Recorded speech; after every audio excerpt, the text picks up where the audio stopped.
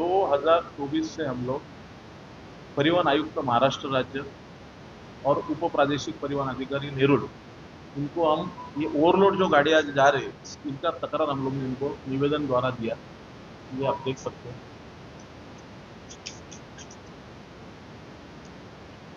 परिवहन आयुक्त महाराष्ट्र राज्य 2024 एक साल से हमारा ये विषय पे काम चालू है। 2024 को हम लोग ने परिवहन आयुक्त और उप प्रादेशिक परिवहन हेरोल इनको निवेदन दिया, पर हमारे निवेदन का दखल न लेते एक भी गाड़ियों पर उन्होंने कार्रवाई की है। इसी माध्यम से दिनांक 16/6/2025 को नेरुल उप प्रादेशिक कार्यालय आरटीओ के सामने एक दिन का लाक्षणिक उपोषण हमारे संगठन की तरफ से किया गया। उस उपोषण के बाद दिनांक 17 को मेरे वाशी कार्यालय के सामने 3 से 4 जन लोग आए और मेरे को उन्होंने फोन किया रात को 8:30-9 बजे के बीच कि अभी किधर हो। मैं बोला आप कौन बोल रहे हो? तो उनका बोलना था मैं विजय बोल रहा हूँ और मैं शिवसेना उपनेता विजय चौगुले का भतीजा बोल रहा हूँ। तो वो विषय मैंने पुलिस में उनका तकरार किया है। ये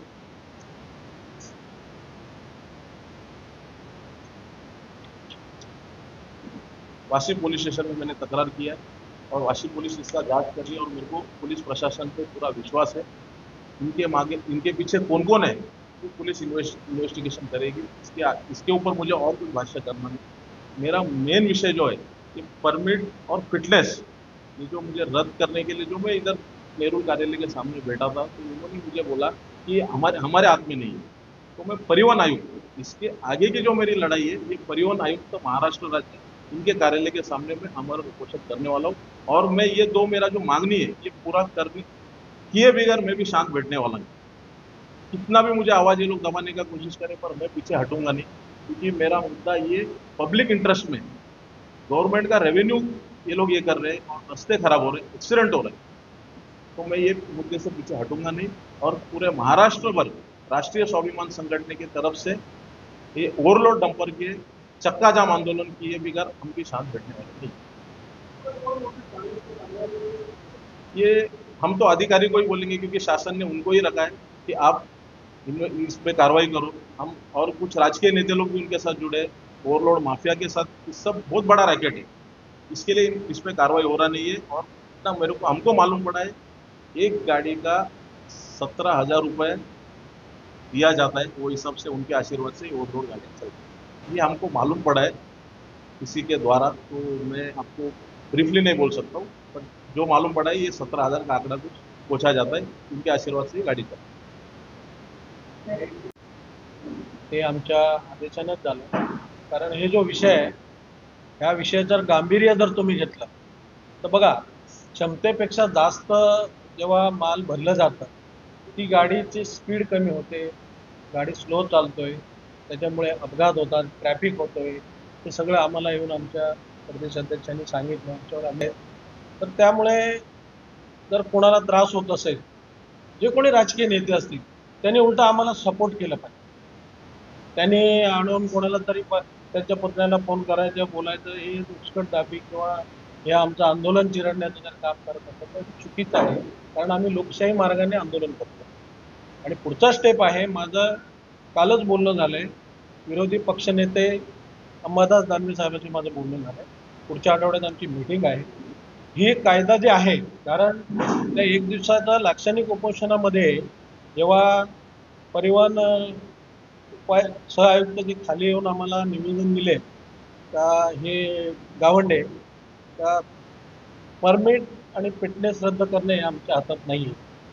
पण मी आज सर्व पत्रकार बांधवांच्या माध्यमातून सांगू इच्छितो तर हे कायदा बनवण्याला भाग पाडणार आम्ही। येणारा पावसाळी अधिवेशनमध्ये मी हा विषय घेणार आहे।